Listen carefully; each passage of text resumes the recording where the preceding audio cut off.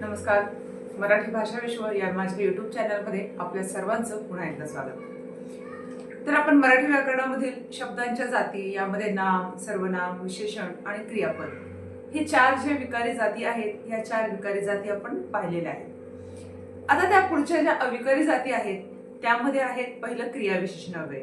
तर ते आपण बघूया, सुरू करूया. आता आधी क्रियाविशेषण अव्यय म्हणजे काय हे आपण बघूया.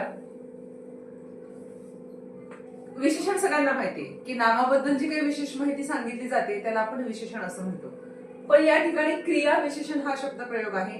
क्रिया क्रिया म्हणजे काय? क्रियापद, ऍक्शन, कृती. क्रिया विशेषण म्हणजे कृतीबद्दल विशेष माहिती सांगणारं, म्हणजेच क्रियेबद्दल माहिती सांगणारं, विशेष माहिती सांगणारं जे काही अविकारी शब्द आहे त्याला क्रिया विशेषण असं म्हणतात. आता याची व्यवस्थित जी व्याख्या आहे ती या पद्धतीने आपण सांगू शकतो.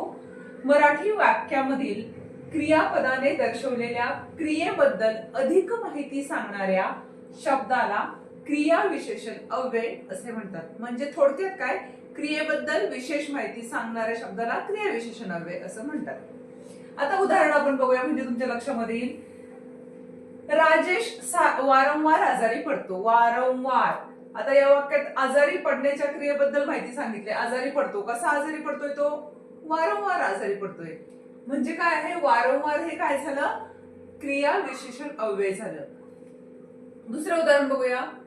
मी काल तुझी खूप वाट पाहिली. वाट पाहणे ही काय आहे? एक क्रिया आहे. कशी वाट पाहिलीये? खूप वाट पाहिली. म्हणजे वाट पाहण्याबद्दल विशेष माहिती सांगितली की खूप वाट पाहिलेली आहे. मग खूप हे काय झालं? या ठिकाणी क्रिया विशेषण अव्यय झालं.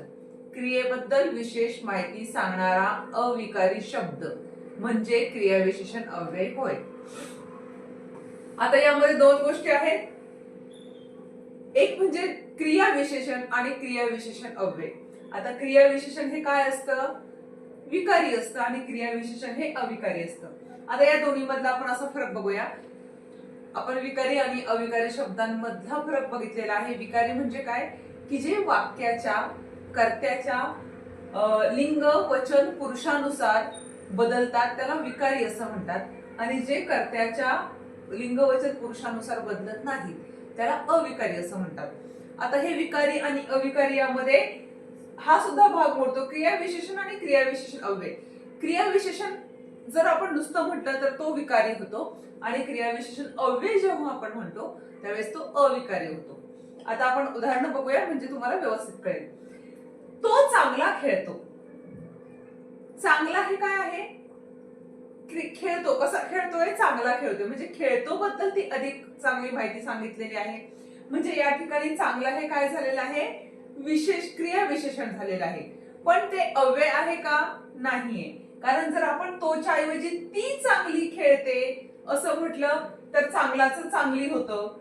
खेळतोचं क्रियापदही बदलतं, खेळते होतं. जर आपण मुलांबद्दल जास्त बोललं तर ते चांगले खेळतात. म्हणजे चांगला, चांगली, चांगले, तू चांगला खेळतो. या ठिकाणी चांगला हे जे काही क्रियाविशेषण अव्यय आहे हे प्रत्येक ठिकाणी बदलते. जर कर्त्याचं लिंग बदललं, वचन बदललं, तोच ती करून बघितलं, तीच ते करून बघितलं, म्हणजे लिंग आणि वचन बदललं की या ठिकाणी हे क्रियाविशेषण बदलते. म्हणजे हे काय आहे? हे अव्यय नाहीये. म्हणजेच हे काय आहे? हे विकारी आहे. आता तेच आपण क्रियाविशेषण अव्यय मध्ये बघूया. तो हळूहळू चालतो. आपण लिंग बदलून बघूया. ती हळूहळू चालते. आपण वचन बदलून बघूया. ते हळूहळू चालतात. तू हळूहळू चालते. या ठिकाणी हळूहळू हे जे काही अव्यय आहे या अव्ययामध्ये काही एक बदल होत नाही. लिंग बदला, वचन बदला, काहीही बदललं तरी या ठिकाणी बदल होत नाही. म्हणजे हे काय आहे? हे अविकारी आहे. म्हणजेच हे क्रियाविशेषण अव्यय आहे.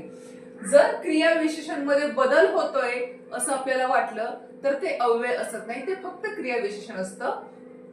काही शब्द मराठी व्याकरणामध्ये असे आहेत की जे क्रियाविशेषण म्हणून येतात आणि काही शब्द क्रियाविशेषण अव्यय म्हणून येतात. तर या ठिकाणी जर बदललं तर ते विकारी आणि नाही बदललं तर ते अविकारी, म्हणजेच ते अव्यय. या पद्धतीने आपण क्रियाविशेषण आणि क्रियाविशेषण अव्यय मध्ये फरक सांगू शकतो. आता एक दोन तीन उदाहरणं या ठिकाणी दिलेली आहेत. सभोवार हिरवळ पसरली आहे. आजन्म मी माझ्या देशाची सेवा करेल. परीक्षेचे दिवस जवळ येत चालले. तू हळूच बोल जरा, यंदा अधिक पैसा मिळेल. आता या वाक्यामध्ये सभोवार, आजन्म, जवळ, हळूच, यंदा हे सगळे काय आहेत? तर हे सगळे क्रियाविशेषण अव्यय आहेत. आता या क्रियाविशेषण अव्ययाचे जे आहेत ना ते प्रकार आहेत. किती प्रकार आहेत? तर या क्रियाविशेषण अव्ययाचे प्रमुख 4 प्रकार आहेत. कोणते 4 प्रकार आहेत ते आपण बघूया. कालवाचक क्रियाविशेषण अव्यय, स्थलवाचक क्रियाविशेषण अव्यय, रीतिवाचक क्रियाविशेषण अव्यय आणि शेवटचा आहे परिमाणवाचक किंवा त्याला आपण संख्यावाचक कालविशेषण अव्यय क्रियाविशेषण अव्यय असंही म्हणू शकतो. आता हे झाले क्रियाविशेषण अव्ययाचे मुख्य प्रकार. या मुख्य प्रकारांमध्ये सुद्धा उपप्रकार आहेत. जर आपण कालवाचक क्रियाविशेषण अव्ययाबद्दल बोलत असू तर कालवाचक क्रियाविशेषण अव्यय म्हणजे काय हे आपण आधी बघूया. काल म्हणजे काय? काळ. काळ हा जो भाग आहे व्याकरणातला हा आपण नंतर बघणार आहोतच, पण तरी तुम्हाला काळ म्हणजे काय हे माहिती आहे. भूतकाळ, वर्तमान काळ, भविष्य काळ. तर कालवाचक म्हणजे काय की एखादी घटना कोणत्या काळात घडलेली आहे. काल घडलीये, उद्या घडणार आहे, आत्ता घडलीये, 2 तासापूर्वी घडलीये, 2 तासानंतर घडणार आहे, कधी घडलीये क्रिया, हे जो शब्द सांगतो किंवा जे अव्यय सांगतं त्याला आपण कालवाचक क्रियाविशेषण अव्यय असं म्हणतो. म्हणजे ज्या अव्ययामधून आपल्याला क्रियेचा काळ कळतो, क्रिया कधी घडलेली आहे हे कळतं, त्याला आपण म्हणायचं कालवाचक क्रियाविशेषण अव्यय. जी क्रियाविशेषण अव्यय क्रिया घडण्याची वेळ दाखवते त्याला कालवाचक क्रियाविशेषण अव्यय असं म्हणतात. म्हणजे कधी घडलीये. आता उदाहरण आपण बघूया म्हणजे तुम्हाला अधिक स्पष्ट होईल. फिरवून तुम्ही तोच मुद्दा बाबा उद्या कामावर जातील. उद्या कधी कामावर जाणार आहेत? उद्या. काय आलंय? काळ आलाय. दिवसभर ऊन रणरणत होतो. दिवसभर काळ आलाय. पाऊस सतत कोसळत होता. सतत. काळ. तो वारंवार आजारी पडतो. काळ. आई दररोज मंदिरात जाते. तो नेहमी खोटे बोलतो. दररोज, नेहमी. काय आहे यामध्ये? काळ आलेला आहे. आपण केव्हा आलात? पाऊस रात्री झाला. सुसंगती सदा घडो. सदा. हे जे काही अंडरलाईन केलेले शब्द आहेत, उद्या, दिवसभर, सतत, वारंवार, दररोज, नेहमी, केव्हा, रात्री, सदा, हे सगळे अव्यय आहेत. ते कुठले अव्यय आहेत? कालवाचक क्रियाविशेषण अव्यय. म्हणजे आपल्याला कामावर कधी जाणार बाबा कळतंय? उद्या. म्हणजे काळ कळलेला आहे. या सगळ्या अव्ययांमधून आपल्याला काय कळतो? क्रिया कधी झालेली आहे, कोणत्या काळात झालेली आहे. त्यामुळे या सगळ्या अव्ययांना आपण काय म्हणायचं? अव्ययांना क्रियाविशेषण कालवाचक क्रियाविशेषण अव्यय. आता याचे सुद्धा प्रकार आहेत. कालवाचक क्रियाविशेषण अव्ययाचे 3 प्रकार आहेत. त्यामध्ये कालदर्शक क्रियाविशेषण अव्यय, सातत्यदर्शक क्रियाविशेषण अव्यय आणि शेवटचा आहे आवृत्तीदर्शक क्रियाविशेषण अव्यय. कालदर्शक आपण बघूया, पहिल्यापासून बघूया. कालदर्शक क्रियाविशेषण अव्यय. कालदर्शक क्रियाविशेषण म्हणजे काय? क्षणभर, आज, उद्या, आत्ता, नंतर, हल्ली, सध्या, आधी, लगेच, जेव्हा, पूर्वी, केव्हा, दिवसा, रात्री, येरवाळी, अवकाळी, सांप्रत, नुकतेच, हे जे शब्द आहेत या शब्दांचा वापर यामध्ये केलेला असतो. कशामध्ये? कालदर्शक क्रियाविशेषण अव्ययामध्ये. आता उदाहरण आता आपण बघितलंच, बाबा उद्या कामावर जातील, आपण केव्हा आलात, पाऊस रात्री पडला, अवकाळी पाऊस झाला, त्याने क्षणभर विश्रांती घेतली. शब्द लक्षात घ्या, अव्यय लक्षात घ्या. क्षणभर, आज, उद्या, आता, नंतर, हल्ली, यंदा, हे सगळे अव्यय काय आहेत? कालवाचक क्रियाविशेषण अव्यय. आता याचा जो दुसरा प्रकार आहे सातत्यदर्शक, त्यामध्ये काय येईल बरं मग आपण बघूया. सातत्यदर्शक मध्ये सातत्य म्हणजे काय? सतत घडणारी क्रिया. कालमध्ये आपल्याला फक्त काल कळतोय, काळ कळतोय की घटना कधी घडली. सातत्यदर्शक मध्ये काय? एखादी घटना वारंवार घडतीये, त्या घटनेचं सातत्य आहे, त्याला म्हणायचं सातत्यदर्शक क्रियाविशेषण अव्यय. मग आता यामध्ये कोणकोणते अव्यय येतात? नित्य, नित्य म्हणजे नेहमी, कायम, सदा, सर्वदा, नेहमी, सर्व काळ, दिवसभर, रात्रभर, महिनाभर, वर्षभर, अद्यापी, हमेशा, सदोदित, आजकाल, सतत. हे सगळे अव्यय जे आहेत ना, की ज्यातून आपल्याला कळतं की सातत्याने घटना घडतात, परत परत घटना घडतात, त्याला म्हणायचं सातत्यदर्शक क्रियाविशेषण अव्यय. पाऊस सतत कोसळत होता. सतत. सुसंगती सदा घडो. सदा म्हणजे कायम, कायमस्वरूपी. दिवसभर ऊन रणरणत होतं. तो नेहमी खोटं बोलतो, नेहमी खोटं बोलतोय, वारंवार खोटं बोलतोय. रात्रभर पाऊस पडत होता. रात्रभर पाऊस पडतोय, तो काही थांबलेला नाहीये. म्हणजे या घटनेमधून, या सगळ्या अव्ययामधून आपल्याला काय कळतं की क्रियेचं सातत्य यामध्ये आलेलं आहे, म्हणून त्याला सातत्यदर्शक कालवाचक क्रियाविशेषण अव्यय असं म्हणतात. पुढचं आहे आवृत्तीवाद दर्शक. आता जसं काल आहे, आपण बघितलं, सातत्य बघितलं, आता तसं हे आवृत्ती. आवृत्ती म्हणजे काय? पुनरावृत्ती. आपण करतो ना, एखादा आपल्याला आपल्या परीक्षा जवळ आली, आपण एकदा अभ्यास करतो, मग परत त्याची एकदा आवृत्ती घेतो, रिव्हिजन थोडक्यात. त्या पद्धतीनं इथे पुन्हा पुन्हा, वारंवार, क्षणोक्षणी, दररोज, साल, फिरून, अशा प्रकारचे शब्द यामध्ये येतात की जेणेकरून आपल्याला कळतं की इथं काय झालेलं आहे, आवृत्ती झालेली आहे, परत परत ती घटना घडतीये. बघा, सातत्य आणि आवृत्ती यात फरक आहे. सातत्य म्हणजे काय? कंटिन्यू घटना घडतीये सातत्याने, आणि आवृत्तीमध्ये ठराविक काळानंतर घडतीये, परत परत घडतीये. त्याला पुन्हा पुन्हा, वारंवार. आई दररोज मंदिरात जाते. दररोज मंदिरात जाण्याची क्रिया घडतीये. तो वारंवार आजारी पडतो, परत परत पडतोय थोड्या थोड्या कालावधीनंतर. फिरून तुम्ही तोच मुद्दा उपस्थित केला, फिरून काय आलेलं आहे? फिरून म्हणजे एकदा ऑलरेडी झाले आणि पुन्हा एकदा आलेलं आहे फिरून, म्हणजे ते काय आलेलं आहे? आवृत्ती झालेली आहे.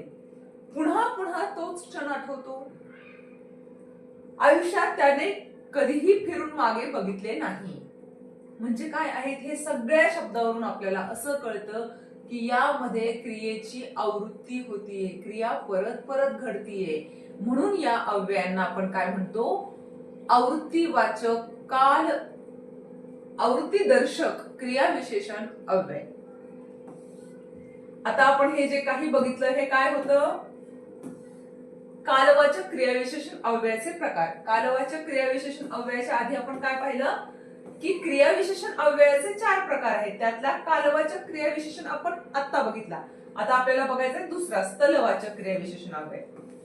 हे लक्षात घ्या, काय कशाचा प्रकार आहे. स्थलवाचक क्रियाविशेषण अव्यय. स्थल. कालमध्ये आपण काय बघितलं की आपल्याला काळ कळतोय, क्रिया कोणत्या काळात झाली. आता स्थल मध्ये काय? स्थल म्हणजे स्थळ. क्रिया कुठे घडलीये?